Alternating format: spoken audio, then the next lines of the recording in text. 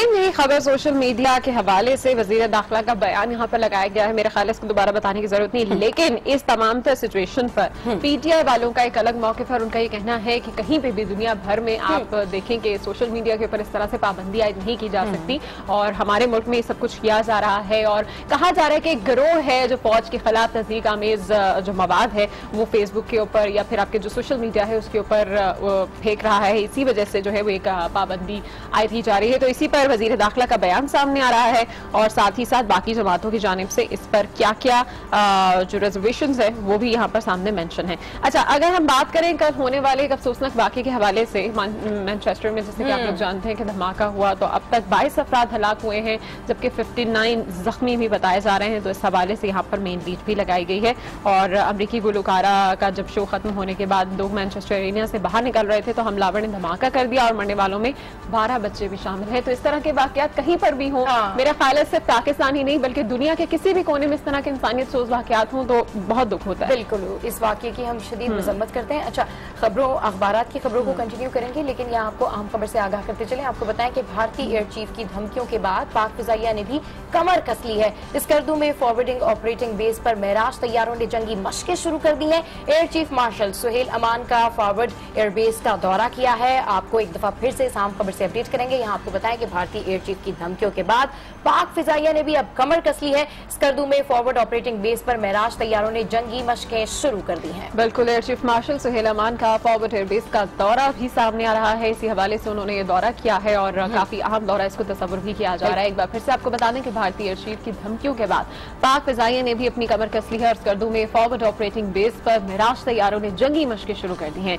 चले जनाब आगे बढ़ते हैं और एक बार फिर से बात करते हैं। हम एक छोटी सी खबर यहाँ पर नजर आ रही है, मेरा ख्याल है बड़ी से ज्यादा ये अहम खबर नजर आ रही है क्योंकि मुल्क में छठी कौमी मरदमशुमारी जो है वो आज मुकम्मल हो जाएगी और काफी अरसे से देख रहे थे हम कि ये मरदमशुमारी भी जारी थी और बहुत से वाकयात भी ऐसे इस मरदमशुमारी में पेश आए, लेकिन अब अच्छी बात यह है कि बजट से पहले जो है वो हमारी मरदमशुमारी कंप्लीट हो चुकी है और अब मजीद जो है वो इस पर अपडेट सामने आएंगे और बजट भी तो आ रहा है। खैर, अच्छा, शॉर्ट न्यूज में जल्दी शामिल कर लेती हूँ। आपको बताऊं कि आसिफ जरदारी और बिलावल का ज़मीनी इलेक्शन ना लड़ने का फैसला। ओके, अच्छा, दूसरी जो खबर है वो है पियाई जहाज में आग लग गई, मुल्तान एयरपोर्ट पर हंगामी लैंडिंग। क्या कह सकते हैं जी कहना तो बहुत है लेकिन टाइम बड़ा शॉर्ट है। सिंध में वुज़रा के कलमदान तब्दील और डेफिनेटली ये बहुत एक अहम खबर है कि जब इस तरीके से वुज़रा के कलमदान तब्दील होंगे तो देखते हैं क्या मजीद नई डेवलपमेंट आती हैं क्योंकि बिल्कुल लास्ट ईयर है, उसके बाद इलेक्शन सर पे खड़े हैं। अच्छा, आगे बढ़ते हैं। आपको बताएं कि वज़ीर आज़म नवाज शरीफ कल काजराबाद कोल पावर प्लांट का इफ्तिताह करेंगे। That's really very good. और दूसरी खबर है कि वज़ीर आज़म कॉन्फ्रेंस पर कानूनी मुशावरत के लिए सांस लेकर गए थे, ऐसा कहते हैं अकरम शेख। और तीसरी जो शॉर्ट न्यूज है वो है लोड शेडिंग के हवाले से। कराची में बिजली बहरान बेकाबू, एज यूजुअल 10 से 12 घंटे लोड शेडिंग। तो ये थी जनाब शॉर्ट न्यूज जो कि जंग ने अपनी खबरों का हिस्सा बनाया हुआ है। अच्छा जनाब, एक्सप्रेस रोजनामा में भी हम इस वक्त जनरल बाजवा का एक छोटा सा बयान पढ़ेंगे, उसके बाद हम पेपर स्विच करेंगे। तो जनरल बाजवा का बयान है कि सरहदों पर किसी भी इश्ताल अंगेज कार्रवाई का भरपूर जवाब दिया जाएगा।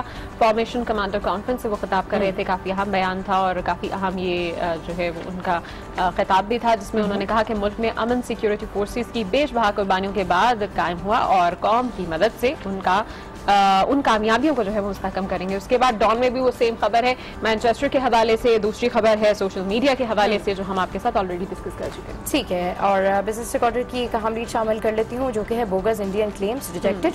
तो ये थी अहम खबरें और अब चल के देखते हैं कि मुख्तलिफ शहरों में क्या सूरत हाल है, जिसके लिए सबसे पहले हम रुख करेंगे तारिक खान की जानिब और जानते हैं कि लाहौर में आज क्या सियासी और समाजी सरगर्मियाँ जारी हैं। जी तारिक खान, अपडेट कीजिए।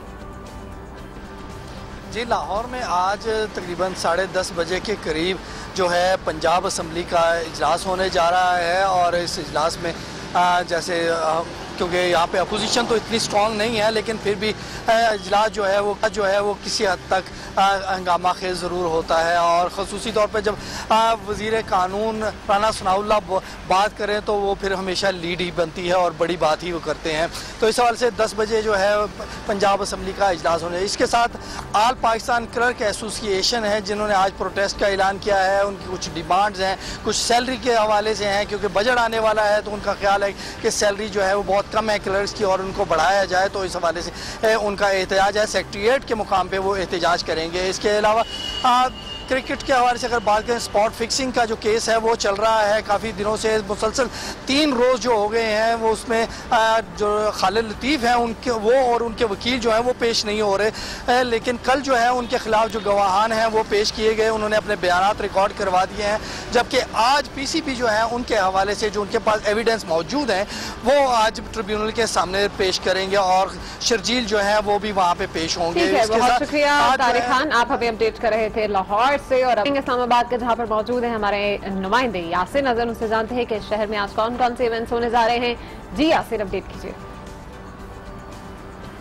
जी बिल्कुल, शहर इक़्तिदार में जो सबसे बड़ा सियासी इवेंट या जैसे कौमी असम्बली का इजलास जो है वो आज 3 बजे होगा। कल भी हुआ था इजलास, लेकिन मुख्तसर दुरानिये के बाद उसको ख़त्म कर दिया गया था। इसके अलावा आज जो सुप्रीम कोर्ट में भी हनीफ अब्बासी और इमरान खान के जो केस है उसकी भी समाअत होनी है, वो भी रोज़ाना की बुनियाद पर जो ट्रायल है उस पर भी अब उसकी समाअत होगी। साथ साथ एयर चीफ जो है वो भी आज मीडिया को ब्रीफिंग देंगे और जो भारत की तरफ से धमकियाँ दी जा रही हैं उस हवाले से जो इंतज़ामात हैं, जो इक़दाम किए गए हैं उस हवाले से मीडिया से गुफ्तगू करेंगे। जो कौमी असम्बली की दफाई कमेटी है कौमी असम्बली की, उसका इजलास भी आज है। तो इस तरह मजमूई तौर पर शहर इक़्तिदार में ये जो मेगा इवेंट है, इस तरह जो सियासी एक्टिविटीज़ जो क्योंकि ज़्यादातर जो पार्लियामेंटेरियन या जो सियासी जमातों के अकाबरीन हैं वो शहर से बाहर हैं, तो यहाँ पर उस तरह की जो सियासी गेमा गेमी है वो हमें दिखाई नहीं दे रही।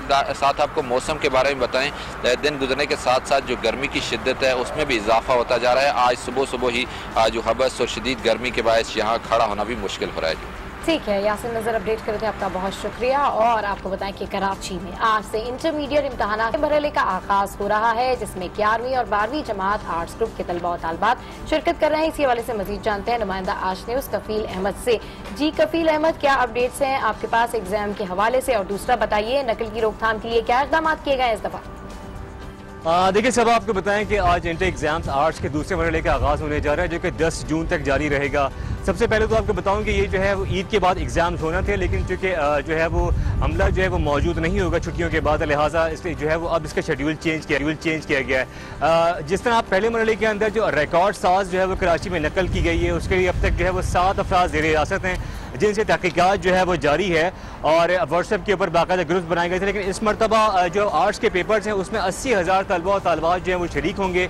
और चेयरमैन मैट्रिक जो इंटर बोर्ड है इनाम अहमद, उनका दावा यह है कि जो विजिलेंस टीमें तश्कील दी गई हैं वो मरबूत इक़दाम करेंगी नकल की रोकथाम के लिए। बाकायदा CM साहब भी जो है वो एक्टिव हैं और इसको रोकने के लिए जो है जा रहा है। लेकिन अब देखना है कि सेंटर्स पर किस तरह जो है वो नकल को रोका जाता है, क्योंकि जो कहा यह जा रहा है कि जो तमाम टीमें मौजूद होंगी उनके साथ जो है पुलिस एहलकार भी होंगे और सिक्योरिटी को अपना खासा मजबूत बनाया जा रहा है और मोबाइल को जो है वो किसी तौर पर भी अलाउ नहीं किया जा रहा। तो देखना है कि एग्जाम्स का आगाज होने जा रहा है अब से कुछ देर बाद, और किस तरह जो है वो नकल पर काबू पाया जाता है। बहुत शुक्रिया कफील अहमद, आप हमें अपडेट कर रहे थे। और इस वक्त कफील अहमद की बातें सुन रही थी, जैसे हवा की आवाज सुन रही थी कि कराची में कितनी जबरदस्त हवाएं चल रही हैं, जबकि इस्लामाबाद के हवाले से अक्सर हम सुनते हैं कि वहाँ पर मौसम अच्छा हो गया, लेकिन आज वो बता रहे हैं कि वहाँ पर गर्मी की वजह से खड़ा होना भी बड़ा मुश्किल हुआ है। आगे बढ़ते हैं और गुड मॉर्निंग आज भी कुछ मजीद न्यूज स्टोरीज भी आपको बताते हैं, जिसमें सबसे पहले आपको बताएं कि वजीर दाखिला चौधरी निसार ने यकीन दिलाया है कि सोशल मीडिया पर कोई पाबंदी नहीं लगाई जा रही, लेकिन तौहीन मजहब, अदलिया और फौज की तस्दीक की इजाजत नहीं दी जा सकती। सोशल मीडिया के लिए SOP बना रहे हैं। उन्होंने बताया कि अभी तक किसी को गिरफ्तार नहीं किया गया, जबकि तौहीन आमेज पोस्ट करने वाले अफराद के खिलाफ बिला तस्दीक सख्त कार्रवाई की जाएगी। चलें जी, बहुत अच्छी बात है कि सोशल मीडिया को चेक एंड बैलेंस करने के लिए कोई SOP बनाई जा रही है।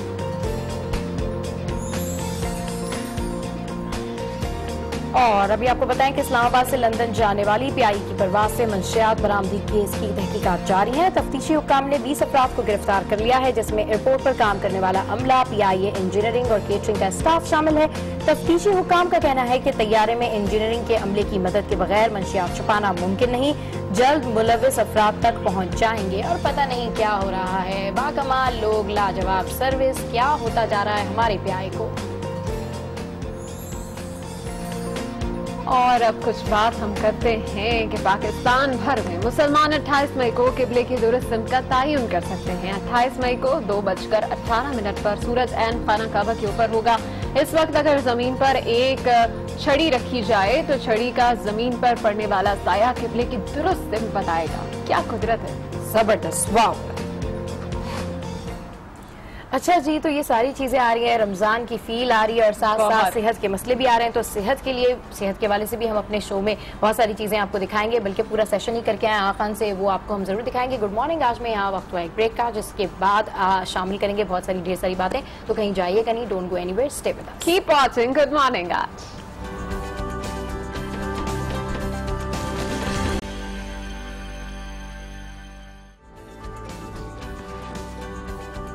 मॉर्निंग आज। और खबरों में क्या है, उसके एडिटोरियल में आज कॉलमनिस्ट क्या लिख रहे हैं, ये जानने के लिए हमारे साथ इस वक्त मौजूद हैं सीनियर सहाफी नफीस नईम साहब। अस्सलाम वालेकुम and welcome to good morning Aaj. क्या लिख रहे हैं आज के एडिटोरियल? जी सबा, आज हम सबसे पहले देखेंगे डॉन का एडिटोरियल है मैनचेस्टर ब्लास्ट।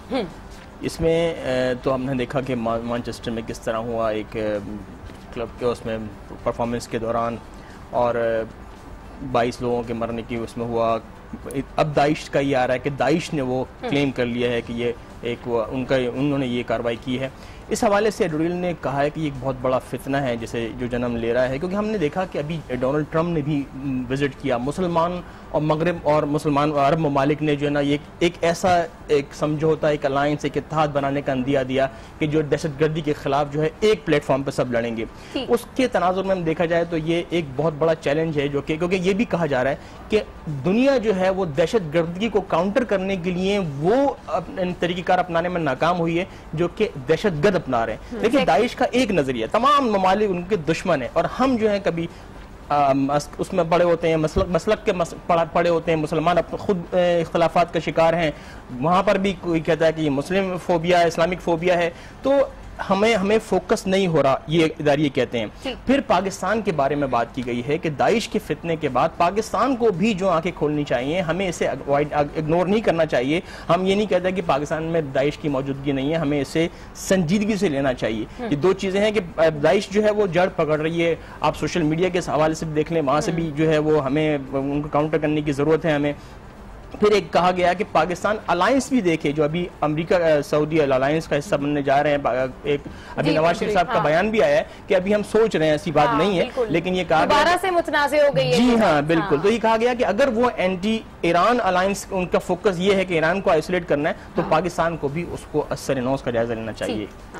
बिल्कुल ठीक है। अच्छा नफीस नईम साहब, एक एडिटोरियल तो ये था। अब दूसरा जो केस अगर पाकिस्तान के हवाले से हम कुछ बात करें, पाकिस्तानी अवाम का सबसे फेवरेट टॉपिक पनामा केस, जिसकी पहली रिपोर्ट सामने आ रही है, क्या है उसमें? पनामा केस में जी हाँ, पहली रिपोर्ट 15 रोज़ा पेशरफ रिपोर्ट जो है JIT ने पेश की अदालत के सामने, और उसमें जो है अदालत सबसे अहम और मुस्बत पहलू ये है कि अदालत ने उस पर यह कहा है कि इत्मीनान बख्श रिपोर्ट है, और JIT को कहा गया है कि वो 60 रोज में अपनी रिपोर्ट मुकम्मल करके पेश करें। ये एक बहुत बड़ा टास्क है। देखिए ना कितने बड़े पैमाने पर ये इन्वेस्टिगेशन होनी है, और इसके हवाले से उनके पास टाइम फ्रेम कम है और तहकीकात का दायरा बहुत वसी है इस हवाले से। लेकिन ये खुशाइन बात यही है कि JIT अपने सही रुख पर मौजूद है। अदालत के ये बयान आ चुका है, और हमें इंतजार करना चाहिए कि इसमें किन किन को सामने आएंगे। नफीस साहब, ये जो JIT बनाई गई है, 44 दिन से भी कम अब दिन रह गए हैं इसमें इसके रिजल्ट आने में। आपको क्या लगता है कि तब तक हुकूमत ऐसे ही अपनी पॉलिसीज के साथ काम करती रहेगी, और इन दैट केस अगर ये फैसला हुकूमत के खिलाफ आता है तो फिर क्या स्टांस होगा हुकूमत का? किस तरीके से, जैसे कि बड़े मफरूजे आ रहे थे कि फिर प्राइम मिनिस्टर जो है वो इस्तीफा दें और ये सारी चीजें दें, तो क्या सूरत हाल फिर बनेगी इलेक्शन से पहले? देखिए JIT तो अभी अपनी क्योंकि अभी ये भी बात आई थी सामने कि JIT की रिपोर्ट पब्लिक की जाए, क्योंकि फवाद साहब जो हैं वो रोस्टर पे चले गए थे। उन्होंने कहा था जज साहब से कि पब्लिक किया जाए इस रिपोर्ट को। तो उन्होंने कहा कि कभी ऐसा हुआ है कि कोई तफ्तीश के दौरान जो है किसी रिपोर्ट को पब्लिक कर दी जाए, उसका फायदा जो है वो इनको भी हो सकता है, पार्टीज को भी हो सकता है, तो ये रिपोर्ट पब्लिक नहीं करेंगे। अभी ये है कि जो भी फैसला आएगा गवर्नमेंट के अगेंस्ट आया तो गवर्नमेंट को लाजमी बात है इसके लिए मेजर्स तो अपनाने पड़ेंगे, और लेकिन उम्मीद यही है कि जो भी फैसला आएगा आइन और कानून के दायरे में ही आएगा। बिल्कुल ठीक है। नफीस साहब, पनामा केस के ऊपर तो हम लोग बात करते ही हैं, और जैसे कि हमने देखा पहले डॉन लीक्स था, उसका चैप्टर क्लोज हो गया, पनामा केस है और उसके भी चैप्टर की उम्मीद की जा रही है कि बहुत इजीली क्लोज हो जाएगा। बट लेट्स सी कि क्या आगे निकल के आते हैं सामने, और हुकूमत की फेवर में ये जो रिजल्ट है ये कैसा होता है। अगला इदारे के साथ एक इदारे और आया है हमारी, आप लोगों ने हेडलाइन ये पढ़ी थी, बाग कमाल लोग लाजवाब सर्विस। कौमी एयरलाइन ये एक्सप्रेस में है, कौमी एयरलाइन के साथ क्या हो रहा है। देखिए हमने पहले भी हीथ्रो एयरपोर्ट के हवाले से बात की, पूरे तैयारे को उन्होंने उधेड़ दिया मंशियात बरामद करने के हवाले से अभी, और वही 785 फ्लाइट, और अब उसमें दोबारा 21 किलोग्राम जो है हीरोइन निकली है। असल में कहानी इदारती नोट ये कह रहे हैं कि जब हीथ्रो एयरपोर्ट के वाक़े के बाद आपकी आंखें खुली कि अब तैयारों की इंस्पेक्शन हो रही है, और उससे पहले कोई इस तरह था ही नहीं कि आप जो है तैयारी की परवाज से पहले जो है उनकी चेकिंग को, और यही जो मेजर्स अपनाए गए तो हमने देखा कि 21 किलो हीरोइन बरामद हुई, करोड़ों रुपए मालियत की। और उसके बाद अब ये 22 अफराद या 16 अफराद को गिरफ्तार किया है, अमले के साथ, वो सफाई करने वालों के साथ। तहकीकाती रिपोर्ट इब्तिदाई ये कहती हैं कि इंजीनियरिंग डिपार्टमेंट के मुलविस होने के बगैर ये कार्रवाई नहीं हो सकती है, और ये बहुत बड़े पैमाने पर ये काम हो रहा था। तो इदारती नोट यही कहते हैं कि एक 1960 में जब बनने वाली हमारी वो परवाज जिस पर हम कभी नाज करते थे और वाकई में बाकमाल लोग थे, वो आज जो है वो पाताल से भी पस्ती में जा चुकी है। तो इसकी वजह सिर्फ एक है, इसको तरीक़ेकार ये कि इसको फरोख्त से इसका हल नहीं है। इसके लिए जरूरी है कि आप एक तो बजट में इसका इख्तिसारे से निकालने के लिए इसका रखें, और करप्ट अनासर से इस इदारे की जान छुड़ा दें। अच्छा नबी सईम साहब, टाइमिंग कितनी अहम होती है किसी भी चीज़ के काउंटर होने की, पकड़े जाने की, या किसी भी चीज़ की रोकथाम की? अब देखें बजट आने वाला है, इलेक्शन भी आने वाले हैं, पीआईए की निचकारी के हवाले से भी कई सवालात उठ रहे थे, ऊपर से हीरोइन पे हीरोइन बरामद हो रही है, कभी तैयारे में जो है वो पायलट आराम फरमा रहे हैं, तो ये सारा सिनेरियो है क्या? ये पीआईए हमारी किस तरफ जा रही है? देखिए, अगर आपके सवाल को मैं देखूँ ना तो वो मैं नहीं समझता कि इस चीज़ में, क्योंकि कोई ऐसा नहीं है कि हमारे पूरे मुल्क की सालमियत की बात है, मुल्क की एक इज्जत की बात है कि हम अपनी सियासी मकासद को हुसूल के लिए इस तरह की, मैं नहीं समझता कि हरकत कोई करेगा। बहरहाल पीआईए, क्योंकि हम देख रहे हैं कि पीआईए जो तनज़ुली का शिकार है, बजाय इसके कि अभी देखें ना, मैं पढ़ रहा था एक और इदारिया उम्मत का, उसमें भी कह रहे थे कि 3 खरब रुपए का नुकसान हो चुका, अरब रुपए, 3 खरब का, और 5 अरब माहाना नुकसान होता है। सब्सिडी दी जा रही है, सब कुछ किया जा रहा है, लेकिन बजाय इसकी सर्विस लाजवाब होने के वो इत्मीनान बख्श भी नहीं है। नहीं, तो नफीस सईम साहब, जो पीआईए की हम बात कर रहे हैं, तो पीआईए के जितने भी अमला है, जो स्टाफ है, उनको तनख्वाहें प्रॉपर मिलती हैं, मरात प्रॉपर मिलती हैं, तो सवाल ये पैदा ही नहीं होता कि पीआईए का अमला जो है वो किसी किस्म की टेंशन का या डिप्रेशन का शिकार है। उसके बाद इस तरह की चीज बरामद हो जाना, आप मतलब मुल्क की सलामती से खेल रहे हैं, आप अपने मुल्क के नाम से खेल रहे हैं, तो वो लोग जो जितने भी आने वालों की चेकिंग करते हैं, जितने भी मुसाफिरों की चेकिंग करते हैं, वो उनकी क्रेडिबिलिटी अब क्या हो जाएगी कि आपकी तो अपनी एयरलाइन से इस तरह की चीजें बरामद हो रही हैं, आप तो अपने तैयारों की इंस्पेक्शन नहीं करते हैं, आप मुसाफिरों को किस तरीके से चेक करेंगे? सही कह रहे हैं, यही कहते हैं कि माल और मनसब, ये दो वजह है, मेन वजह ये है कि आप करप्शन के जरिए आते हैं, इदारे में आते हैं और फिर करप्शन ही करते हैं मजीद। ये इसकी वजह है। आपने इदारे को अगर इच्छा बनाना है तो उसका हल फरोख्त में नहीं है, निष्कारी में नहीं है, उसमें आपने करप्ट अनासिर का खात्मा करना है, उसको देखना है। और ये असल वाकई में जो आपने पॉइंट उठाया सही है कि हम हमारी क्रेडिबिलिटी देखें, पाकिस्तान एयरलाइन जो है किसी जमाने में पाकिस्तान का वकार थी, आज आप देखें वो किस पस्ती में जा चुकी है। तो वाकई में इसके लिए गवर्नमेंट को बड़ा बहुत ज्यादा आपको ये देखना पड़ता है ऐसी सिचुएशन में जहाँ पर आपकी बात इंटरनेशनली अपनी रेपुटेशन की भी आ जाए। और जिस तरह से हमने देखा कि पहले हीरोइन बरामद हुई और अब एक बार फिर से मतलब ये केसेस हम देख रहे हैं कि पीआईए के हवाले से आए रोज इस तरह की खबरें आती ही रहती हैं, लेकिन अब तक इस हवाले से कुछ कार्रवाई नहीं अमल में आई है। और सबसे मेन पॉइंट यही है कि इस तरह की चीजें जब सामने आई जा रही हैं उसके बावजूद ये खामोशी क्यों है? अभी हम देख रहे थे कि कल भी पीपल्स पार्टी की जानिब से तवज्जो दिलाओ नोटिस के ऊपर कहा जा रहा है कि जी अब सामने लाया जाए और कुछ किया जाए, लेकिन इस पर खामोशी अभी तक क्यों है? पहले तो मैं ये जानना चाहूंगी। देखिए, इसमें खामोशी हमने देखा था कि पहले कुछ पीआईए की ऑर्गेनाइजेशंस भी, कुछ यूनियन भी जो है उनका एक वो समझ लें किस तरह की कहते हैं ना ब्लैकमेलिंग का टैक्टिक्स इस्तेमाल हो रही थी। अभी ये कि गवर्नमेंट ने उस पर काउंटर करने की कोशिश की है। अभी भी देखेंगे पालपा के जो हमने देखा था जहाज में पायलट्स हो गए तो उनका ताल्लुक ही पालपा से था, और सुनने में आया कि उनकी इंक्वायरी जो है वो रुकवा दी गई है। फिर उसका जिसने दरखास्त दायर की थी उसकी जानिब से एक दरखास्त आई कि मैंने ऐसा कुछ नहीं कहा। तो ये चीजें हैं, गवर्नमेंट को जो ना एक बहुत बड़ा रैकेट है, बहुत बड़ा ऑर्गेनाइज्ड वे में जो काम हो रहा है, जो करप्ट अनासिर इनके खिलाफ काम करना पड़ेगा, वरना इस इदारे को जो ना इस नासूर से पाक करने का कोई वो नहीं होगा। वाकई में ये बात सही है कि अब तक जितनी इनकी शिकायतें आ चुकी हैं कि इस दायरे को अब बातें ये हुई कि बिल्कुल बंद कर दिया जाए। यही बाहर हो रहा होता तो सब आपके सामने कि क्या कुछ वो स्टेप्स उठा लेते हैं, लेकिन यहाँ पर शिकायतों के अंबार लगे हुए और खामोशी हम देख रहे हैं, इतनी लंबी खामोशी, इतने लंबे अरसे तक। सवालिया निशान है। बहुत शुक्रिया नफीस सईम साहब, आप हमारे साथ थे और इदारों में क्या कुछ था ये तो हमने जाना। अब दुनिया भर से भी कुछ खबरें शामिल करेंगे, जिसमें कल की एक अहम और टॉप स्टोरी आपको बताएं कि बरतानवी शहर मैनचेस्टर में तबाही फैलाने वाले खुदकुश हमलावर की शनाख्त कर ली गई है, जबकि 22 साल हमलावर सलमान उबैदी लिबियाई निजात बरतानवी शहरी है। अब तक खुदकुश हमले में 22 अफराद हलाक और 59 जख्मी हुए।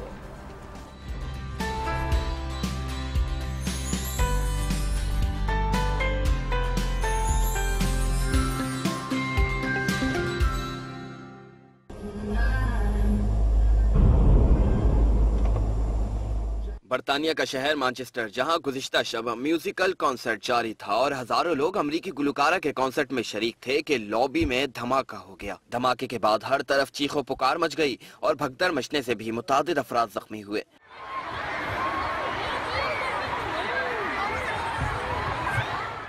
ग्रेटर मैनचेस्टर पुलिस चीफ ने हमलावर की हलाकत की भी तस्दीक कर दी है। पुलिस धमाके की दो पहलुओं से तफ्तीश कर रही है कि आया कि एक फर्द की कार्रवाई है या कोई मुनज़्ज़म गिरोह इसके पीछे है।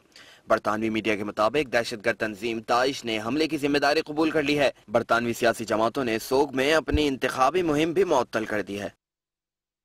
और देखें जी कितने अफसोसनाक वाक़यात जो है वो पैदर पै होते जा रहे हैं और पाकिस्तान को भी बिल्कुल हाई अलर्ट रहने की जरूरत है, क्योंकि अगर देखा जाए तो हमारे मुल्क में भी जो मामला चल रहे हैं जैसे कि पनामा लीक्स है, डॉन लीक्स है, या हम अंदरूनी और बैरूनी तौर पर खतरात का शिकार हैं और फिर उसके बाद हमारे इंटरनल हमारे मुल्क में हमारे शहरों में जिस तरह की कार्रवाई होती है, जिस तरह के क्राइम्स होते हैं, तो हमें बहुत ज्यादा होशियार रहने की बहुत ज्यादा जरूरत है। और इसी हवाले से जो है वो बॉर्डर मैनेजमेंट के लिए काफी काम कर रहा है पाकिस्तान। बिल्कुल ऐसा ही है सबा। और अब कहा भी ये भी जा रहा है कि ऑलरेडी यहाँ पर बरतानिया में हमला तो हुआ है, इसके बाद दूसरे हमले की भी खतरे की घंटी जो है वो इसको बजना शुरू हो चुकी है कि हो सकता है कि दूसरा हमला भी कहीं और हो जाए। तो वहां पर फौज भी उन्होंने बहुत से अहम और हसास इदारों पर तैनात की हुई और साथ साथ हम देख रहे हैं कि अगर न्यूयॉर्क हो या फिर पेरिस हो वहां पर भी सिक्योरिटी बढ़ा दी गई है। तो ये तमाम तर जो अहम स्पॉट्स हैं इनके ऊपर इस वक्त सिक्योरिटी काफी हाई अलर्ट है और पाकिस्तान को भी मेरा ख्याल है कि इस तमाम तर सूरत हाल में अपनी नजरें बंद करने की जरूरत नहीं है और बहुत एक्टिवली देखना होगा कि पाकिस्तान में इस वक्त दाइश का वजूद कितना एक्टिव है या नहीं। जी हाँ बिल्कुल, इसी हवाले से जो है वो मजीद भी बात करेंगे और मजीद भी चिट-चैट करेंगे, लेकिन अभी नजर डाल लेते हैं कि मजीद कुछ आलमी खबरों पर।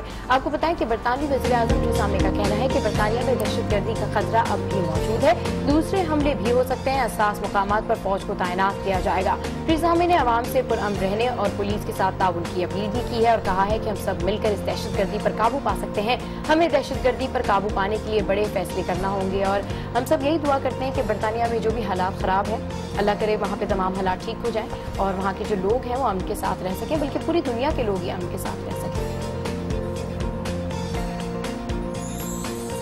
और अमरीकी CIA के साबिक डायरेक्टर जॉन ब्रेनन ने हाउस ऑफ इंटेलिजेंस कमेटी के सामने बयान दिया है कि रूसी एहलकारों और ट्रंप की इंतखाबी मुहिम के बाज़ अफराद के दरमियान राब्ते का इल्म था। रूस ने अमरीकी इंतखाब में जारहाना अंदाज से मुदाखलत की और इसके ठोस शवाहिद भी मौजूद हैं। और अब देखना ये है कि ट्रंप इंतजामिया की जानिब से क्या जवाब आता है। वैसे आपने आजकल देखी ट्रंप और इनकी वाइफ की जो वीडियोस चल रही है सोशल मीडिया पर अच्छा काफी बहुत जबरदस्त लुक्स के साथ अब वापस आई हैं और she was looking very pretty. मुझे भी बहुत प्यारी लगी जो अब तक उनकी सोशल मीडिया पर पिक्चर्स आई हैं। वेल अगर इस फेस्टिवल के बारे में बात करें तो मुझे अक्सर लगता है कि ये जो फिल्म फेस्टिवल्स होते हैं ना, ये फैशन शोज ज्यादा दिखाई देते हैं और लोग यहाँ पर बाकायदा तौर पर अरसा पहले ही तैयारी शुरू कर लेते हैं कि हमने इस फेस्टिवल में ये ड्रेस पहनना है। और कांस की जो सबसे अच्छी मुझे बात लगती है वो जो प्रिटी से गॉन्स होते हैं ना, बिल्कुल बड़ा जबरदस्त लगता है, लॉन्ग गॉन्स होते हैं और उनके जो कलर्स होते हैं ना वो इतने क्वालिटी और इतने रेयर कलर्स होते हैं कि अगर आप यहाँ मार्केट में ढूंढने जाएं तो नहीं मिलते आपको। Golden, white, silver and that's look amazing. अच्छा मेरा भी इसी हवाले से बड़े सवालात जहन में आते हैं कि ये जो हमारे फैशन शोज होते हैं इसमें जो ड्रेसेस होते हैं ये लोग कहाँ पहनते हैं और इसी तरह के सवालात मेरे मैं इस तरह के फिल्म फेस्टिवल्स देखती हूँ तो मैं सोचती हूँ कि नहीं यार ये ड्रेसेस मेरा ख्याल है कि इस तरह की रैम्प्स के लिए, इस तरह के रेड कार्पेट्स के लिए हैं और लोग यहाँ पर पहनते भी और हेयर स्टाइल भी उन्होंने वैसे ही बनाया हुआ है। वो गुड मॉर्निंग आज नहीं करते ना, वरना गुड मॉर्निंग आज में भी वो पहन के आ सकते हैं, क्यों नहीं पहन के आ सकते क्या। चलो जनाब लेते हैं यहाँ पर एक छोटी सी ब्रेक, जिसके बाद दोबारा वापस आएंगे। Don't go anywhere, stay with us, keep watching good morning आज। Yes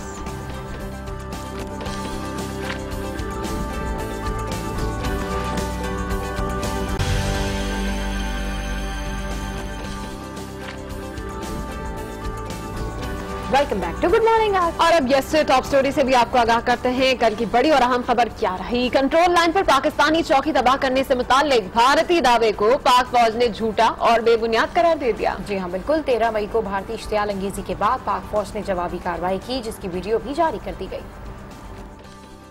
DGISPR major general Asif Ghafoor के मुताबिक नौशेरा सेक्टर में पाकिस्तानी चौकी तबाह करने से मुतालिक भारतीय दावा झूठ पर मबनी और गुमराह कुन है। 13 मई को भारतीय फौज की जानिब से भिम्बर सेक्टर में बिला इश्तियाल फायरिंग से कई शहरी जख्मी और अमलाक को नुकसान पहुंचा। तमाम पाक फौज की भरपूर जवाबी कार्रवाई में भारत को भारी नुकसान उठाना पड़ा। ISPR ने पाक फौज की कार्रवाई की फुटेज भी जारी की है, जिसमें भारतीय फौजियों की बौखलाहट और अफरा तफरी देखी जा सकती है। DGISPR का कहना था कि पाक फौज कंट्रोल लाइन पर अमन इस्तेहकाम चाहती है, ताहम भारतीय मुहिम जोई का भरपूर जवाब दिया जाएगा।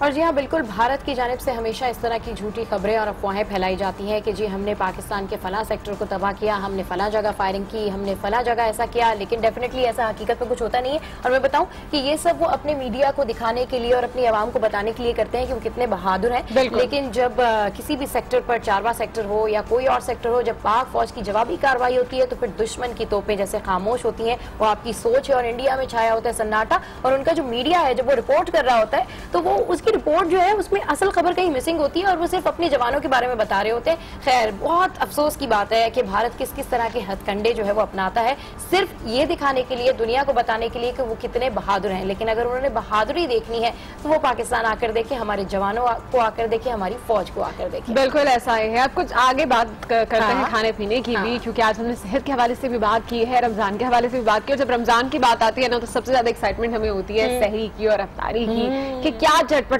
मजेदार सा खाना बनने जा रहा है। तो कुछ चटपट रेसिपीज हमारे पास आज हैं भी और वो आपको रमजान में डेफिनेटली हेल्प भी करेंगी। तो मेरा ख्याल है चल के देख लेते हैं कि आज क्या बन रहा है।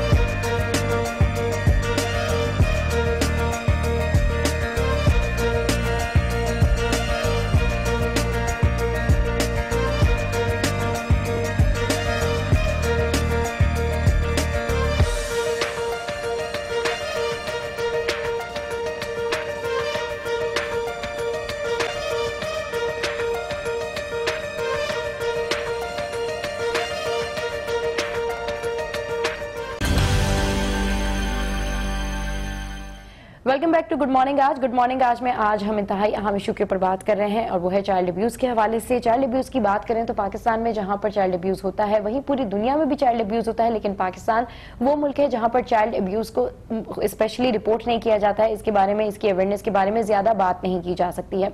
चाइल्ड अब्यूज का ताल्लुक बराह रास्त बच्चों से ही होता है। बच्चों को किस तरीके से इससे दूर रखना चाहिए, क्या समझाना चाहिए, उनको क्या टिप्स देनी चाहिए, डॉक्टर्स क्या कहते हैं, किस तरह की इमरजेंसी लेकर विक्टिम्स आते हैं, इसी हवाले से आज हम बात करेंगे अपने शो में। बिल्कुल, जहां तक बात है चाइल्ड अब्यूज की, तो चाइल्ड अब्यूज के बारे में सिर्फ अवेयरनेस क्रिएट करना ही आज का हमारा मकसद नहीं है, बल्कि आपको एजुकेट करना भी है कि आप किस तरह से इस तरह के केसेस को रिपोर्ट कर सकते हैं, और अगर आपने रिपोर्ट करना है तो किन इदारों को आप हिट कर सकते हैं, उनसे बातचीत करते हैं, सब पर हम बात करेंगे जरूर। और आगे चल के हमारे साथ डॉक्टर्स भी होंगे, लेकिन उससे पहले आपको दिखाएंगे कि सबा ने doctor Asad Mian associate professor paediatric emergency medicine से बात की है और उनका इस पर क्या कहना है, आइए देखते हैं। इस वक्त मैं मौजूद हूँ CMI के कोर्टयार्ड में और इस वक्त मेरे साथ मौजूद हैं डॉक्टर असद मियां जो कि ER के स्पेशलिस्ट हैं, यानी चाइल्ड अब्यूज़ इमरजेंसी के स्पेशलिस्ट हैं। अस्सलाम वालेकुम सर। हम बात करें आज चाइल्ड अब्यूज़ के हवाले से, तो सबसे पहले तो ये बताइए कि चाइल्ड अब्यूज़ के हवाले से कितने केसेस रिपोर्ट होते हैं? चाइल्ड अब्यूज़ के केसेस सच रिपोर्ट नहीं होते हैं। हम लोगों को सस्पेक्ट करना होता है। तो जैसे आपने मेंशन किया, मैं पीडियाट्रिक्स के इमरजेंसी में काम करता हूँ और चाइल्ड अब्यूज़ का एज सच मैं एक्सपर्ट नहीं, उस तरह से तो मैं नहीं बोलूँगा, लेकिन हम लोग ER में जब काम कर रहे होते हैं तो बच्चे इंजरी के साथ आते हैं। फॉर एग्जांपल किसी को चोट लगी होती है, कोई गिरा होता है, किसी का फ्रैक्चर हुआ होता है, और वो आते हैं फिर इमरजेंसी के अंदर, हम लोग को उनको मैनेज करना होता है। लेकिन हम लोग को सस्पेक्ट करना होता है कि क्या इसको जो इंजरी हुई है, ट्रॉमा हुआ है, ये एक्सीडेंटल था या नॉन एक्सीडेंटल था। मेरा पॉइंट था कि पाकिस्तान में जो चाइल्ड अब्यूज होता है उसके केसेस मोस्टली रिपोर्ट नहीं होते हैं, डॉक्टर खुद से सस्पेक्ट करते हैं, अज्यूम करते हैं कि एक्चुअली केस क्या है।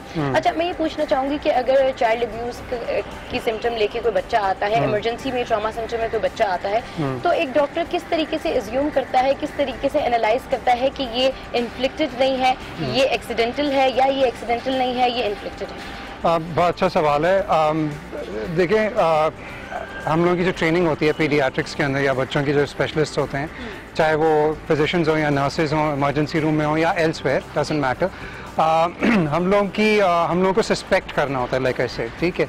कुछ चीज़ें होती हैं, फॉर एग्जांपल मैं आपको एग्जांपल्स दे सकता हूँ, इसलिए कि एज रेंज बहुत वास्ट है, all the way from birth to 18 years जो हमारे इंस्टीट्यूशन में पीडियाट्रिक एज रेंज कंसिडर होती है।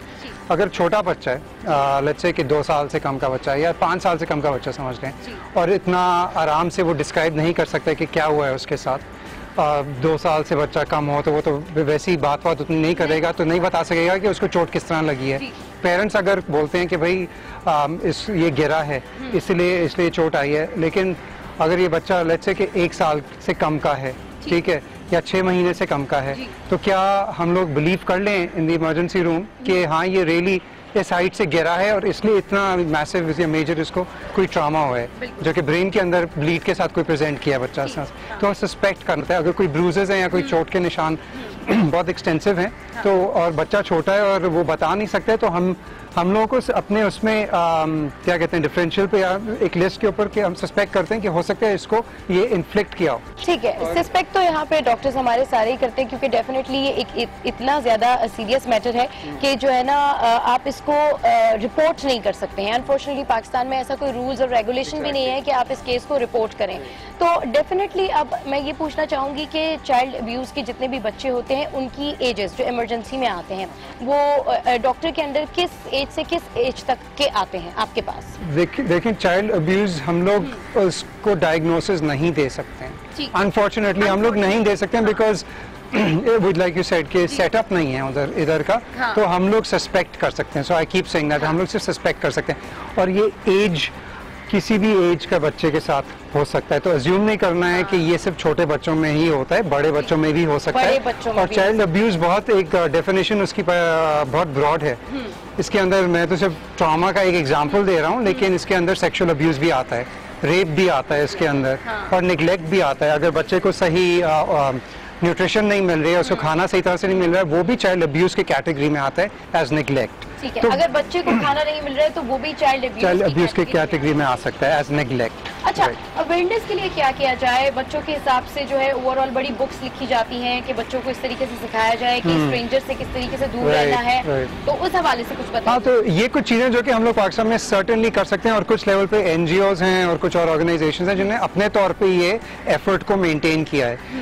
अनफॉर्चुनेटली वो एक बड़े स्केल पे गवर्नमेंट के लेवल पे नहीं हुआ है, जो कि मेरे ओपिनियन में it needs to be done. Books के उससे हवाले से आपने बताया कि बच्चों को, छोटे बच्चों को आप बता सकते हैं कि गुड टच और बैड टच में फ़र्क क्या होता है, तो वो बच्चे अगेन उनकी अंडरस्टैंडिंग, उनकी डेवलपमेंट पे डिपेंड करता है कि उनकी एज क्या है। ऑब्वियसली 2 साल से 3 साल से छोटे बच्चों में उनको एक्सप्लेन भी करना मुश्किल है, लेकिन 5 साल से ऊपर जो बच्चे हैं उनको आप एक्सप्लेन कर सकते हैं, बता सकते हैं कि स्ट्रेंजर से बात नहीं करनी है, किसी स्ट्रेंजर के साथ नहीं जाना चाहिए, और एंड देन अगर कोई उनको कोई छेड़ आए, गुड टच और बैड टच में फ़र्क क्या है, ठीक है, ताकि वो जाके बताएं, किसी बड़े को बताएं, पेरेंट्स को बताएं। लेकिन ये भी ध्यान में रखना चाहिए कि ज़्यादातर जो केसेस, ये लिटरेचर जो वर्ल्ड वाइड लिटरेचर है उसके अंदर जो ये लोग करते हैं, ज़्यादातर जो बच्चों के साथ जो ज्यादती कर रहे होते हैं वो बच्चे के जानने वाले ही होते हैं। 70 up to 70% of the cases they tend to be somebody they know। वो बच्चे के जानने वाले ही होते हैं और वो फैमिलीज कह भी नहीं पाती हैं। ठीक, अच्छा डॉक्टर साहब, ये अलमिया तो हमारे मुल्क में है डेफिनेटली कि हमें कोई रूल्स एंड रेगुलेशन भी नहीं दी गई है, इस हवाले से इतनी ज़्यादा अगर अवेयरनेस भी दी जाए तो वही तमाम मसाइल को दबा दिया जाता है। अच्छा, इसके बारे में मजीद बताएं कि जो जितने भी हमारे यहाँ ये केसेस रिपोर्ट होते हैं उनकी फैमिलीज समटाइम्स बहुत ज़्यादा शाय फील कर रही होती हैं, या बहुत ज़्यादा जो है वो उनके ऊपर मनफी असरात पड़ते हैं, फैमिली के ऊपर भी और खुद उस विक्टिम के ऊपर भी। तो फिर ऐसी सूरत हाल में सबसे पहले तो आप विक्टिम की केयर करते हैं, तो विक्टिम को फिर उसको उन मनफी असरात से बाहर निकालने के लिए उसकी नफ्सियात बेहतर करने के लिए क्या इक़दाम किए जाते हैं? तो अगर ये इस तरह का हम लोगों ने इसको कंसिडर कर लिया कि हाँ ये अब्यूज मोस्ट लाइकली है, और पेरेंट्स या जो भी केयर गिवर्स हैं वो भी अग्रीएबल हैं कि यस कुछ करने की नीड है, तो चाइल्ड साइकोलॉजिस्ट और चाइल्ड साइकाइट्रिस्ट के पास उनको भेजना पड़ता है और उनकी फिर काउंसलिंग होती है। वो भी डिपेंड करता है कि बच्चे की उम्र कितनी है और कितनी आप काउंसलिंग दे सकते हैं, लेकिन फैमिली की काउंसलिंग की भी, पेरेंट्स की काउंसलिंग की भी नीड पड़ जाती है। तो ये काउंसलिंग फिर लॉन्ग टर्म ही होता है, जो इसके असरात को अवॉइड करने के लिए तो काउंसलिंग फिर लॉन्ग टर्म काउंसलिंग ही होती है, जिसकी फिर मतलब काउंसलिंग बहुत लॉन्ग टर्म हो सकती है पोटेंशियली कि वो लॉन्ग टर्म ही डॉक्टर साहब यूजुअली ये बताएं कि डेफिनेटली आप इमरजेंसी में होते हैं और आपके पास बहुत सारे इमरजेंसी केसेस आते हैं, तो खुद आपका जो पर्सनल एक्सपीरियंस है, ज्यादातर जो अब्यूजिव किड्स आपके पास आते हैं या यंग एज में थोड़ा सा आते हैं, एडल्ट्स आते हैं 18 ईयर्स तक के, तो उसमें ज्यादातर उनके प्रॉब्लम्स स्कूल से होते हैं, कॉलेज से होते हैं, या उनकी किंडरगार्टन से होते हैं, कहाँ से उनके होते हैं? अच्छा सवाल है और कॉम्बिनेशन होता है एक्चुअली। तो कुछ होते हैं जो कि अब्यूज हो रहे हैं, बुलिंग बिग टॉपिक है, जो बुली हो रहे होते हैं स्कूल सेटिंग्स में भी, वो भी देखते हैं हम लोग। ठीक है, घरों में भी हो रहा होता है, ट्यूशन सेंटर्स में भी हो रहा होता है, तो अब तो ये पूरा कट अक्रॉस करता है। तो बेस्ट नॉट टू अज्यूम कि एक जगह पे ही होता है, लेकिन जहाँ पे टाइम स्पेंड करता है बच्चा तो उधर ही होता है। ज्यादा टाइम बच्चा घर पे स्पेंड करता है तो उधर चांसेस हैं कि ज्यादा उधर ही हो रहा होगा। अगर बच्चे को अगर पेरेंट्स सुपरवाइज नहीं कर रहे हैं 24/7 या किसी के पास चाइल्ड केयर के लिए भेज रहे हैं या कोई और आके देख रहा है बच्चे को, अगर पेरेंट्स घर से बाहर काम करें तो पोटेंशियल है कि केयर गिवर जो भी है वो भी अब्यूज कर रहा हो। स्कूल में भी होता है, तो देखिए स्कूल में भी हो रहा है। अगर डॉक्टर साहब आपके पास कोई ऐसा केस आता है जो बहुत ज़्यादा कॉम्प्लेक्स केस है और फैमिलीज बता भी नहीं रही हैं कि एक्चुअल मसला क्या है, और वो चाहती हैं कि उनका जो पेशेंट है या जो भी विक्टिम है वो ठीक भी होके चला जाए, ऐसी सूरत हाल में डॉक्टर्स हजरात, जितने भी हमारी जो भी डॉक्टर्स की पूरी फैकल्टी होती है और ख़ासतौर से इमरजेंसी में जो लोग होते हैं, वो उनकी प्राइवेसी का पूरा ख्याल रखते हैं? हाँ, ऑफ कोर्स प्राइवेसी मेंटेन करना ज़रूरी है ऑब्वियसली, बिकॉज सेंसिटिव मैटर बहुत सेंसिटिव है। और इसके लॉन्ग टर्म फिर वो कॉन्सिक्वेंसेस भी हैं, तो प्राइवेसी मेंटेन करना पड़ता है। हम लोग के पास काउंसलिंग रूम एक होता है, हम लोग उधर अवेलेबिलिटी पे डिपेंड करते हैं, लेकिन हम लोग फैमिली को उधर ले जाते हैं, कोशिश करते हैं कि हम अपने तौर पे जितना कर सकें काउंसिल, लेकिन अपने लिमिटेशंस हैं हम लोगों के भी, ईआर के अंदर भी। तो इसलिए हम लोग कोशिश ये करते हैं कि हम लोग फैमिली को, पेशेंट को, बच्चे को कनेक्ट करवा दें child psychiatry, child psychology services के साथ, या इन पेशेंट पीडियाट्रिक्स, बिकॉज हम लोग तो ईआर में है ना, तो बच्चे को अगर एडमिट करना पड़ जाता है कि अगर उसकी इंजरी या जो भी है, अब्यूज है या जो सस्पेक्टेड भी अगर हो और उसकी वजह से एडमिशन की नीड है, तो इन पेशेंट पीडियाट्रिक्स से हम लोग कम्युनिकेट कर देते हैं, या चाइल्ड साइकाइट्री को हम लोग कॉल दे देते हैं, तो कंसल्ट सर्विसेज जो होती हैं तो वो फिर आके इन्वॉल्व हो जाते हैं। ठीक है, तो वो फिर हाँ फिर वो प्लग इन हो जाते हैं सर्विसेज में। के साथ आप हैं और यहाँ पर आप जॉब करते हैं, तो ये बताएं कि आगा खान का जो ये सारा इमरजेंसी का सिस्टम है, ये बाकी हॉस्पिटल्स के सिस्टम से किस तरह से मुख्तलिफ है और किस तरह, क्या इसकी स्पेशलिटी है कि पेशेंट, जैसे ही कोई ट्रॉमे का पेशेंट, इमरजेंसी में कोई पेशेंट आता है तो उसकी केयर के लिए फौरी तौर पे क्या इक़दाम किए जाते हैं? देखिए, इमरजेंसी के जो प्रोटोकॉल्स होते हैं ट्रॉमा के लिए, अगर इंजरी अगर आप उससे स्पेसिफिकली, या तो हम लोग तो वो प्रोटोकॉल्स यूज़ करते हैं जो कि बच्चे को स्टेबलाइज करने के लिए। सबसे पहले तो स्टेबलाइज करना होता है। अगर बहुत ज़्यादा कोई ट्रॉमा हुआ है, इंजरी, अब्यूज़ हो या ना हो, रिगार्डलेस, वो बात की बात है, लेकिन पहले तो स्टेबलाइज करना होता है ना। अगर कोई ब्लीड कर रहा है तो हम ब्लीडिंग को हमें स्टॉप करना पड़ता है, या अगर फ्रैक्चर है तो उसको स्टेबलाइज करना होता है। वो तो हम लोगों के प्रोटोकॉल्स हैं, एडवांस लाइफ सपोर्ट बोलते हैं इसको, जो कि हम लोग प्रैक्टिस कर रहे होते हैं ईआर के अंदर। उसके बाद फिर बाकी चीज़ें होती हैं कि हम लोगों को फिर के इससे पहले कि हम लोग अगर कोई डिस्चार्ज के लायक है तो उसको डिस्चार्ज करने से पहले सॉर्ट आउट करें। एटलीस्ट मेरी प्रैक्टिस तो यही होती है, मैं अपनी टीम्स को, अपने जो मेरे ट्रेनीज़ हैं या मेरे स्टूडेंट्स हैं, फैकल्टी, जूनियर फैकल्टी, उनको तो मैं यही बताता हूँ कि एटलीस्ट सोचना चाहिए इसके बारे में कि ये हुआ क्यों, एटलीस्ट सोचें आप, बिकॉज अवेयरनेस, अनलेस आप अवेयर हो प्रॉब्लम के बारे में, आप कुछ करेंगे नहीं उसके बारे में। आप अज्यूम करेंगे ये सब कुछ एक्सीडेंटल है तो आप उसी तरह मैनेज कर रहे होंगे, लेकिन सोचें कि भाई हुआ क्यों ये। अगर कोई ट्रॉमा की, अगर कोई एक्सीडेंट की कोई इंजरी कोई हिस्ट्री दे नहीं रहा है कि रोड ट्रैफिक एक्सीडेंट नहीं था, तो इतना इस तरह का अगर ट्रॉमा आ रहा है तो आप सोचेंगे भाई हुआ क्यों है ये। या अगर I have to be very frank about it, अगर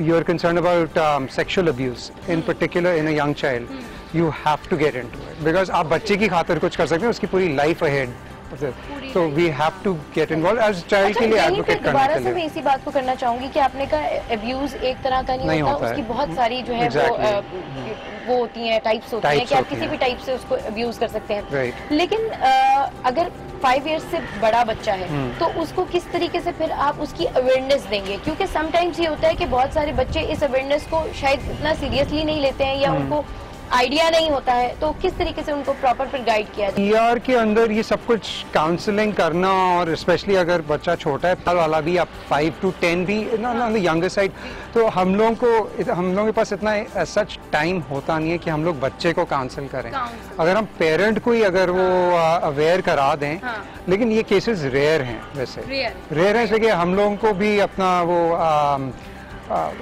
जो ऑब्वियस बहुत केसेस हैं वो बहुत रेयर हैं, जो बहुत ही ऑब्वियस उस तरह से आते हैं कि भाई इसको यही हुआ है। सही। अच्छा डॉक्टर साहब, चाइल्ड अब्यूज़ के ऊपर हम बात कर रहे हैं, ओवरऑल हमने बहुत सारी डिस्कशन की है, लोगों को बहुत सारी मालूमात फराहम की हमने इस गुफ्तगू के थ्रू। तो ये बताएं कि बॉटम लाइन जो है वो क्या है, क्या आप लोगों को मैसेज देंगे इस हवाले से? देखिए, मैं बेसिक मैसेज तो ये है कि एक तो अज्यूम ना करें कि everything that's happened to your child कि ये एक्सीडेंटल है, ठीक है। सोचने की बात है, पूछना चाहिए कि, या अपने आप से ही पूछ लें कि भाई ये हुआ क्यों, स्पेशली अगर कोई ऑब्वियस कोई वो नहीं है कि ये रोड ट्रैफिक एक्सीडेंट नहीं है, लेकिन और कुछ स्कूल में इस तरह का नहीं हुआ है, तो ये फिर इंजरी हुई क्यों, या अगर हाँ इंजरी क्यों हुई, और अगर बच्चा स्पेशली कुछ कहता है कि कोई उसके साथ ज्यादती कर रहा है तो उसको फिर एड्रेस करना बहुत ज़रूरी है, ठीक है। अवेयरनेस लाएंगे, ये होता है, पाकिस्तान में होता है, और ये सिर्फ वेस्टर्न ममालिक में नहीं होता है, इधर भी होता है। अनफॉर्चुनेटली हमारे पास रिसर्च इतनी नहीं है इसके ऊपर, तो हम लोग नंबर्स क्लियरली इतने नहीं दे, लेकिन हम लोग काम कर रहे हैं, इसके ऊपर रिसर्च भी कर रहे हैं। बहुत शुक्रिया डॉक्टर असद मियां, आपने इतनी ज़बरदस्त गुफ्तगू की चाइल्ड अब्यूज़ के बारे में, और डेफिनेटली अगर हमने इनसे बात की और गुफ्तगू का कंक्लूजन निकाला तो वो यही है कि अगर कोई भी इंजरी होती है तो एटलीस्ट उसको आप सस्पेक्ट ना करें, उसके बारे में सोचें भी कि ये वाकई इंजरी है, ये वाकई एक्सीडेंट है, या फिर ये इन्फ्लिक्टेड है।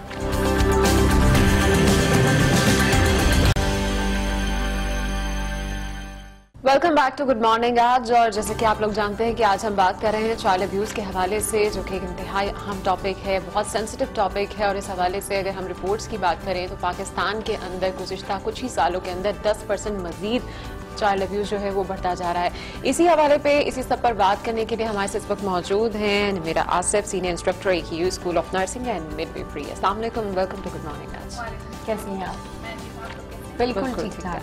अच्छा नवीरा, डेफिनेटली आप एक बड़ी ज़बरदस्त शोबे के साथ मुंसलिक हैं और बहुत ज़बरदस्त काम कर रहे हैं, तो डेफिनेटली आपको बहुत एक्सपीरियंस होगा और आपको पता भी होगा कि हमारे यहाँ जो चाइल्ड अब्यूज़ के केसेस आते हैं उनको किस तरह से केटर किया जाता है, और साथ साथ ये कि इनको डील करने का पाकिस्तान में तरीक़ाकार क्या है, उस हवाले से कुछ बताइए। इससे पहले कि हम स्टार्ट करें, आई थिंक हमें पहले ये समझ लेना चाहिए कि चाइल्ड अब्यूज़ एक्चुअली है क्या। चाइल्ड अब्यूज़ बेसिकली जो वर्ल्ड हेल्थ ऑर्गेनाइजेशन है वो ये बताता है कि मैल ट्रीटमेंट, चाइल्ड मैल ट्रीटमेंट या बच्चे के साथ जो है वो बदसलूकी किन किन तरीकों से की जा सकती है। तो उसके अंदर जो है वो चाइल्ड अब्यूज़ बहुत सारे तरीकों से हो सकता है, जिसमें जिस्मानी तशद्दुद भी किया जा सकता है, जिनसी तशद्दुद भी किया जा सकता है, बच्चों के साथ जो है वो जज्बाती तौर से भी तशद्दुद किया जा सकता है, लाइक जिसे आप इमोशनल अब्यूज़ कहते हैं। इसके अलावा गफलत यानी निगलेक्ट, उसको भी जो है वो एक तरह का अब्यूज़ कहा गया है। और इसके बाद जो है वो एक्सप्लॉयटेशन यानी बच्चे को इस्तेमाल करते हुए अपने फ़ायदे के लिए उनसे कोई काम करवाना। तो ये बहुत सारी जो है वो चीज़ें हैं जो चाइल्ड अब्यूज़ का पार्ट बनती हैं। तो अब हमें ये भी देखना बहुत ज़रूरी है कि जब हम काम शुरू करते हैं तो ये किस तरह के अब्यूज़ से होता हुआ बच्चा आया है, और फिर इसके बारे में जैसे हमें ये भी देखना है कि उसमें इन्वॉल्व कौन कौन है, ठीक है। जैसे आपने कहा कि हम क्या काम कर रहे हैं, तो फैमिली यूजुअली जो है वो हमारे कम्युनिटी में फैमिली की बॉन्डिंग बहुत स्ट्रांग होती है बच्चे के साथ। सो वी नीड टू सी कि बच्चा जो है वो किन लोगों के साथ पल बढ़ रहा है, ठीक है, उसके केयर गिवर्स कौन है। कभी कभी जो है वो कुछ बच्चे किसी आया के पास या किसी और केयर टेकर के पास या किसी गार्जियन के पास रहते हैं। कुछ हमारे यहाँ पे बच्चे जो है वो किसी बोर्डिंग में या किसी और फैमिली के साथ रहते हैं, वो ट्रैवल करके गए होते हैं बिकॉज उनके एरिया में जो है वो एजुकेशन अच्छी नहीं होती। तो ये सारे लिंक्स हैं that we need to see first के बच्चे की रूटीन क्या है। बिल्कुल, खाली हम इसमें बात पेरेंट्स की नहीं कर सकते कि जो उसकी केयर टेकिंग कर रहे होते हैं। आजकल तो हम देख रहे हैं कि बेबी सिटिंग का कॉन्सेप्ट बहुत ज़्यादा है। उसके साथ साथ आपके बेबी को केयर टेक करने में आपके समवेयर ड्राइवर्स भी इन्वॉल्व होते हैं, गार्डनर्स भी इन्वॉल्व होते हैं, आपके जो गार्ड होते हैं घर के वो भी इन तमाम चीज़ों को देख रहे होते हैं। तो ये तमाम तर पहलू हैं जिनके ऊपर मेरा ख्याल है हमें नज़र रखना बड़ी ज़रूरी होता है। मैं ये जानना चाह रही थी मेरा आपसे सबसे पहले कि पाकिस्तान की अगर बात करें, डेफिनेटली आप जिस इंस्टीट्यूट से ताल्लुक़ रखती हैं उसमें बहुत सी स्टडी और तमाम तर अवेयरनेस प्रोग्राम्स जो हैं, तमाम प्रोजेक्ट्स जो हैं वो इसी हवाले से किए जाते हैं। तो इस वक्त करंट रेशियो पाकिस्तान में चाइल्ड अब्यूज़ की क्या है? देखें, रिसेंटली अगर आप देखें मार्च 22 ट्रिब्यून की एक रिपोर्ट थी जिसमें ये बताया गया था कि 11 children are abuse per day. So आप ये देख सकते हैं कि और मतलब you know this is one of the report that has been come up, और ये वो रिपोर्ट हैं जो रजिस्टर्ड हुई होंगी ना। इसके अलावा हमें ये देखना है कि वो नॉन रजिस्टर्ड केसेस कितने होंगे जिनके बारे में हमें पता ही नहीं है। तो वो शायद 11 नहीं हो सकता है, वो 20 भी हों, 20 children per day. And we also need to see, हमें ये भी देखना है कि वो अब्यूज की कैटेगरीज क्या है, क्योंकि अभी तक हमने कैटेगराइज नहीं किया। जो हमने शुरू में बात की थी कि किस तरह का तशद्दुद है, तो उनकी कैटेगरी को अंडरस्टैंड करना भी जरूरी है। तो ये चीजें जो है वो हम ये नहीं कह सकते कि जी हम इससे अब छुपना चाहते हैं या हम अपने आप को बचाना चाहते हैं, या हम ये कह दें कि हम जो है वो बहुत भी इस पे बात नहीं करें। लेकिन अब ये वक्त आ गया है जहाँ पे हमें इसके बारे में बातचीत करने की जरूरत है, specially at the level of government.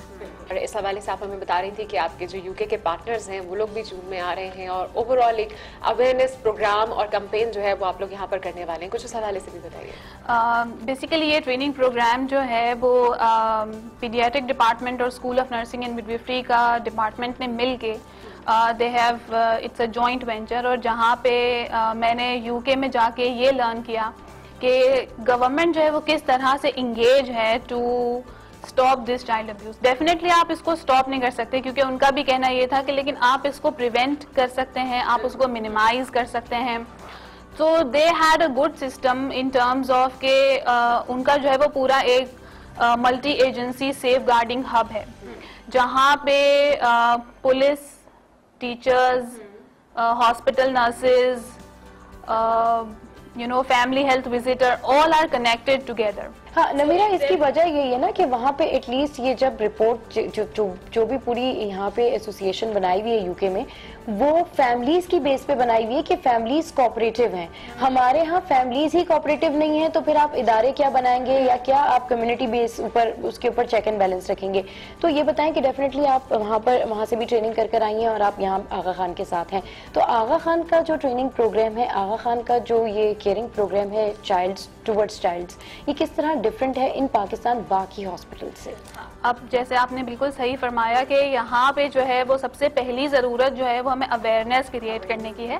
इतना बड़ा सिस्टम तो बहुत टाइम लगेगा बनने के लिए, तो इसीलिए हम जो है वो जैसे आपने कहा कि जून में हमारे पार्टनर्स या हमारे फ्रेंड्स जो हैं वो कुछ आ रहे हैं जो हमें जनरली अवेयरनेस देंगे कि चाइल्ड प्रोटेक्शन सर्विसेज होती क्या है, और उसके अंदर जो है वो हम टच करेंगे कि चाइल्ड अब्यूज़ क्या है, उसके बारे में जानना क्यों ज़रूरी है, या एक अब्यूज़ बच्चा जो है वो किस तरह का नज़र आता है, और आप वो क्यूज़ को किस तरह से पिक करके अपने लिए कुछ इंटरवेंशंस बना सकते हैं।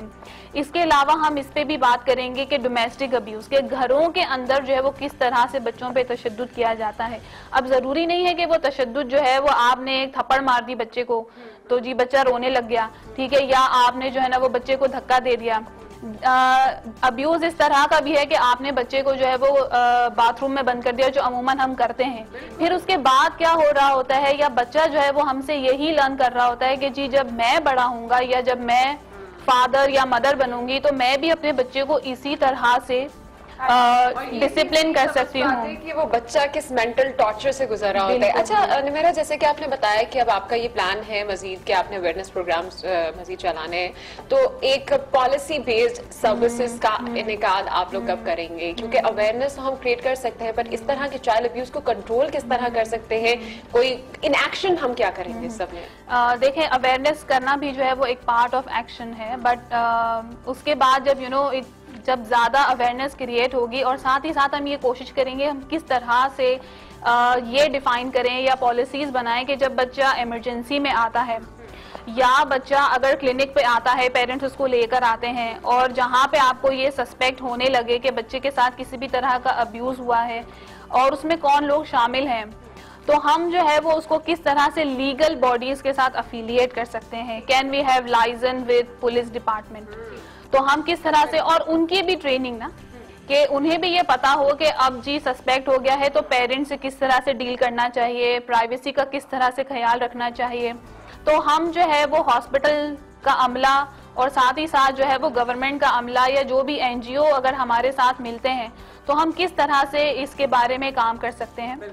और फिर इसके साथ ही साथ पॉलिसी का एक पार्ट ये भी हमें देखना जरूरी है कि हम स्कूलों में जहां बच्चे पढ़ते हैं उनको डायरेक्टली किस तरह से बताना कि अब्यूज क्या है, और साथ ही साथ जो प्रोफेशनल बॉडीज हैं, फॉर एग्जांपल नर्सिंग करिकुलम है या एमबीबीएस का करिकुलम है जहां पे आप जो है वो तिब्बी मालूमात देते हैं, उसके अंदर चाइल्ड अब्यूज के बारे में बातचीत करवाना भी अहम है। तो ये भी जो है वो एक पॉलिसी लेवल का डायलॉग होना चाहिए कि हम किस तरह से चाइल्ड अब्यूज के बारे में स्कूलों में और यूनिवर्सिटीज में हम बात करें ताकि वी हैव मोर पीपल जो इसके बारे में काम करने के लिए तैयार हो सके। अच्छा नमीरा, डेफिनेटली आप जो इनिशिएटिव ले रहे हैं, आपका इदारा जो इनिशिएटिव ले रहा है वो वाकई में काबिल तहसीन है, क्योंकि इस बारे में यूजुअली अगर आप दूसरे हॉस्पिटल्स भी जाएं या दीगर इदारों में भी जाएं तो वो बात नहीं करते हैं। वो कहते हैं जी पेरेंट्स ही साथ नहीं देते, फैमिलीज ही साथ नहीं देती, तो फिर बात जो है वो आगे नहीं बढ़ सकती। लेकिन इन पेरेंट्स को, इन फैमिलीज को किस तरीके से अवेयरनेस दी जाए, इस पर आपसे बात करेंगे। लेकिन गुड मॉर्निंग आज में यहाँ वक्त है एक ब्रेक का, कहीं जाएगा नहीं, don't go anywhere. Keep watching Good Morning Aaj.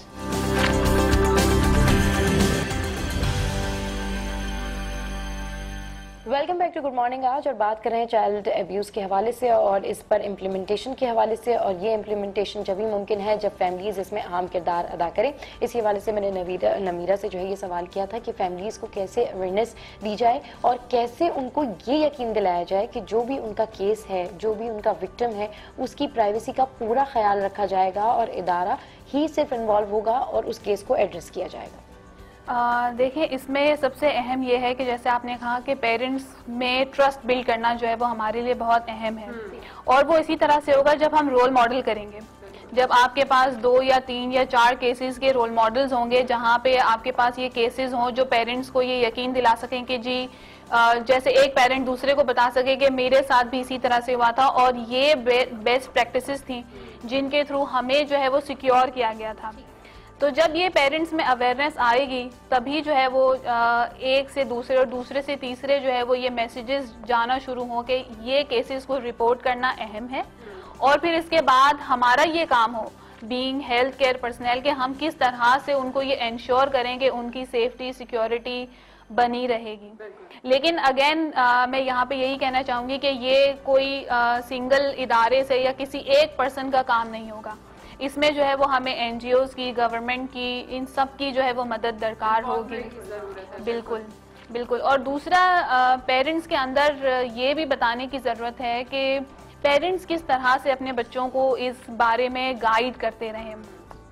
जैसे एक स्टडी ये कहती है कि पेरेंट्स बच्चों को ये हमेशा याद दिलाएं कि उनके ट्रस्ट वर्दी पर्सन कौन है या वो किन पे ज़्यादा भरोसा कर सकते हैं। तो स्टडी ये कहती है कि छोटे बच्चों को हर 6 महीने से इसके बारे में रिमाइंड करवाना ज़रूरी होता है कि बेटा अगर आपको कोई हार्म करता है या आपको कोई बैड टच करता है या आपको किसी भी तरह से कोई तकलीफ दे रहा है तो आपको इसको मम्मा को बताना है, आपको इसको टीचर को बताना है। तो क्योंकि बच्चे जो है वो प्ले के थ्रू और इन सारी चीजों के थ्रू समझ जाते हैं।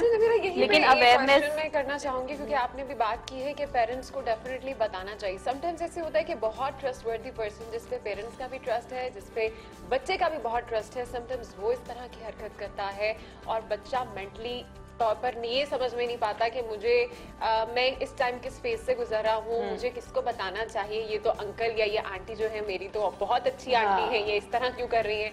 ऐसे केसेस में बच्चे के माइंड के साथ किस किस तरह के मजीद चैलेंजेस आप समझती हैं कि सामने आ जाते हैं? देखिए, सबसे पहले तो ना बच्चा ट्रस्ट करना छोड़ देता है, ठीक है, क्योंकि बच्चे को जैसे ही ये पता चलता है कि उसका अपना कोई करीबी उसको हार्म कर रहा है, तो बच्चा तकरीबन तमाम जो उसके आसपास में होते हैं शायद उन पे ट्रस्ट करना छोड़ दे। लेकिन जो अभी हमने बात की कि बच्चे को हर दफा ये रिमाइंड कराया जाए कि देयर आर सम पीपल जिस पे वो ट्रस्ट कर सकते हैं। और दूसरी चीज ये कि फिर बच्चा जो है वो इमोशनली डिस्टर्ब रहता है, स्कूल में आपको नजर आएगा उसकी परफॉर्मेंस नहीं हो रही या उसके बिहेवियरल इश्यूज आ रहे हैं, जहां पे वो अपने दोस्तों के साथ बहुत ज्यादा लड़ाई झगड़े में मुलविस हो रहा है, या जो है वो पढ़ाई पे ध्यान नहीं दे रहा है, या अजीब और गरीब बातें कर रहा है, या कभी कभी बच्चा जो है वो अपने आप को आइसोलेट कर देता है, वो अपने आप को सोसाइटी से जो है वो दूर लेके जाना चाहता है, क्योंकि बच्चे को ऐसा लगता है कि जिसने मुझे अब्यूज किया है वो शायद मेरी अपनी ही कोई गलती थी, मुझे अपनी सजाओं की जो है ना वो सजा मिल रही, मुझे अपने गुनाहों की सजा मिल रही है। तो इस तरह की फीलिंग जो है वो बच्चे में जनरेट करवाई जाती हैं, जिससे बच्चा ये समझता है कि अगर वो पेरेंट्स को बता देगा तो या तो वो नाराज हो जाएंगे या वो उस पर ट्रस्ट नहीं करेंगे। अच्छा नमीरा, बहुत सारी फैमिलीज डेफिनेटली आपके पास भी आती हैं और अभी हमने किड्स के हवाले से बात की कि विक्टिम के हवाले से बात की कि भाई अगर इस तरह की सूरत हाल का कोई बच्चा शिकार है तो उसके अंदर क्या चेंजेस आ सकते हैं और क्या उसके ऊपर बैड इम्पैक्ट पड़ेगा। अब यहाँ मैं आपसे ये पूछना चाहूँगी कि जहाँ हम इस कॉज को आगे लेकर चल रहे हैं, इस कॉज के ऊपर बात कर रहे हैं, वहाँ कुछ फैमिलीज ऐसी भी होती हैं जिनका इस कॉज के ऊपर बड़ा पॉजिटिव रिस्पांस होता है। तो ये पूछना चाहूँगी कि कितनी फैमिलीज ऐसी हैं अभी तक आपसे जो मिली हैं, आई हैं, आपसे बातचीत हुई है, जिनका पॉजिटिव रिस्पॉन्स है और जो चाहते हैं कि इस मसले को एड्रेस किया जाए और पॉइंट आउट किया जाए और सॉल्व किया जाए। मैं आपको एक्सपीरियंस यहीं से ही शेयर करना चाहूँगी कि स्कूल ऑफ नर्सिंग के अंदर हमने जो है वो एक ग्रुप बनाया था, सेक्सुअल रिप्रोडक्टिव हेल्थ ग्रुप, जो कम्युनिटीज़ में जाके पेरेंट्स को और स्काउट्स और गर्ल्स गाइड के बच्चों को ट्रेनिंग दी है, जिन्होंने कि अब्यूज़ को किस तरह से जो है वो प्रिवेंट करना चाहिए या उसकी पहचान किस तरह से होनी चाहिए। तो उस पूरे प्रोजेक्ट से हमें ये निकल के सामने आया कि पेरेंट्स ये चाहते हैं कि हमारे बच्चों को इसके बारे में बताया जाए और इसके साथ साथ जब आप अवेयरनेस भी दें तो सर्विसेज भी क्रिएट करें। ये बताइएगा कि अगर हम पाकिस्तान की बात करें इस वक्त, तो पाकिस्तान के अंदर ठीक है आपके पास मुख्तलिफ किस्म के लोग होते हैं जो कि इसमें मुलविस भी हो सकते हैं चाइल्ड अब्यूज़ में, लेकिन अगर हम बात करें ऑलरेडी इदारा जहाँ पे बच्चे पढ़ने के लिए जाते हैं, ज़्यादातर हम देख रहे हैं कि पाकिस्तान में केसेस वहाँ से भी रिपोर्ट हो रहे हैं जहाँ पे तो आपको ये तालीम दी जाती है, जहाँ पर अवेयरनेस दी जाती है। ऐसे में आप नहीं समझती कि हमारे स्कूल्स के अंदर ही ऑलरेडी कोई ऐसा डिपार्टमेंट होना चाहिए और हर स्कूल के अंदर होना चाहिए जहाँ पर चाइल्ड अब्यूज़ के केसेस रिपोर्ट हो सके? क्योंकि अगर हम बात करें ना सिर्फ फिजिकल टॉर्चर की, समटाइम्स मेंटली भी कोई टीचर बच्चे को ऐसा टॉर्चर दे रहा होता है कि आप भी नहीं समझ पाते, ना इवन उसके पेरेंट्स समझ पाते हैं कि बच्चे को आहिस्ता आहिस्ता क्या होता जा रहा है, वो खामोश क्यों होता जा रहा है, उसे प्रॉब्लम क्या चल रही है। ऐसे में क्या सिर्फ सीसीटीवी कैमरास लगा देना ही इसका सोल्यूशन है या फिर टीचर्स की प्रॉपर तरह से काउंसलिंग होनी जरूरी है या कोई डिपार्टमेंट होना चाहिए? इसके लिए जो है ना, जो लिटरेचर ये कहता है कि जब आप ट्रेनिंग की बात करते हैं तो ना सिर्फ आप पेरेंट्स को ट्रेन करते हैं बल्कि साथ ही साथ जो है वो आपको उनको भी केयर करना, उनको भी ट्रेन करना है जिनके साथ बच्चे ज्यादा टाइम स्पेंड करते हैं। तो हमारे यहाँ पे ज्यादातर बच्चे जो है वो टीचर्स के साथ बहुत टाइम स्पेंड करते हैं और टीचर्स पे ट्रस्ट भी बहुत करते हैं, अमूमन पेरेंट्स से ज्यादा ट्रस्ट करते हैं। तो टीचर की भी जो है वो ट्रेनिंग जरूरी है इन टर्म्स ऑफ कि वो किस तरह से आइडेंटिफाई करें। बहुत शुक्रिया नमीरा, आप हमारे साथ थी और इतने अहम मसले के ऊपर आपने बातचीत की। तो हम आज बात कर रहे हैं ओवरऑल चाइल्ड अब्यूज़ के हवाले से एंड होपफुली कि आप तमाम लोगों को वो मालूमात तो मिल चुकी होंगी जो आप जानना चाहते हैं, लेकिन इस मसले के ऊपर अहम किरदार सिर्फ फैमिलीज अदा कर सकती हैं और वही अगर आगे बढ़ेंगी तो इस मसले को सॉर्ट आउट किया जा सकता है। गुड मॉर्निंग आज के प्लेटफॉर्म से फिलहाल इतना ही। मजीद भी आप लोगों के साथ कुछ नए मेहमानों और कुछ नए टॉपिक्स के साथ हाजिर होंगे। तलबा के लिए इजाजत चाहेंगे। अल्लाह हाफ़िज़।